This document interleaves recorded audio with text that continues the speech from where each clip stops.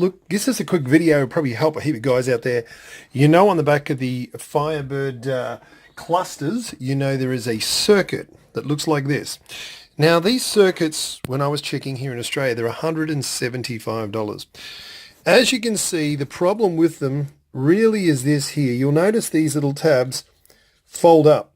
They start to tear. As you can see, this one here is all broken, and another one here which I'm actually just starting to repair. I'll explain that. All you need is a couple of things. A bit of isopropyl alcohol, any kind of alcohol just to clean. Cotton bud, solder, or if you're in America, solder, scissors, and a soldering iron. And of course this stuff here, it's real cheap. Down here in Oz I paid like, I think about $9 or $8 a roll. Now it's I guess it's a copper-based adhesive backing. And as you can see, if I point out here, you'll notice on this one here that I've actually already replaced it.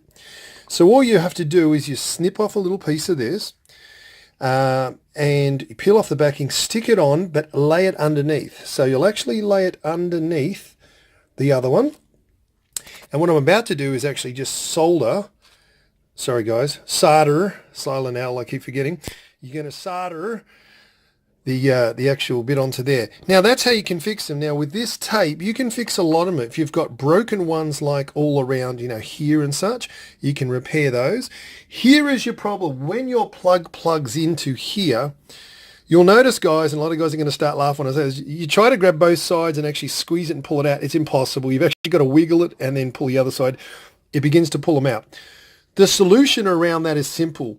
Once you've repaired this, if you want to continue and make it easier for yourself every time, go in and buy one of these 12-point plugs. Okay. Then all you're going to do is you're going to snip the main connector that goes straight in to the back of your cluster.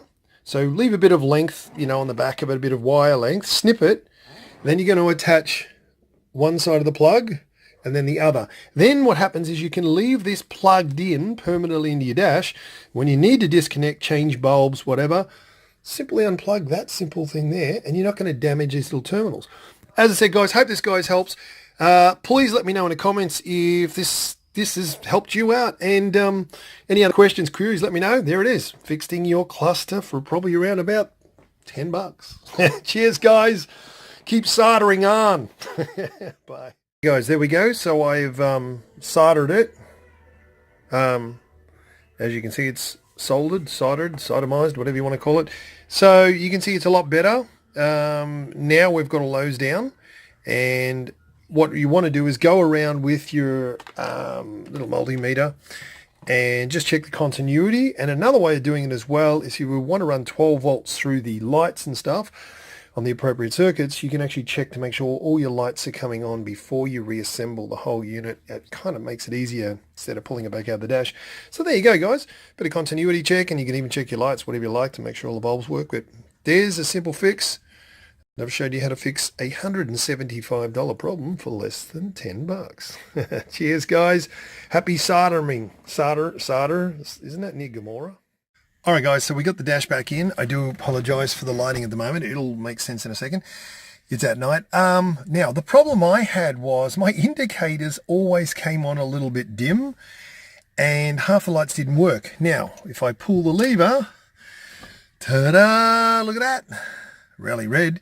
So I solved a few problems with this little trick, and what it did was there was obviously a short on that circuit that I was telling you about, and it was causing a short with the indicators. So the indicators were partially staying on, or when they were off, they were on, and when they were on, they're off. I know it sounds dumb, but yeah.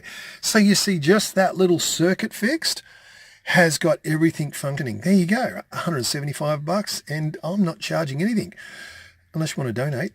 All right, cheers, guys. Have fun. Hope this helped you.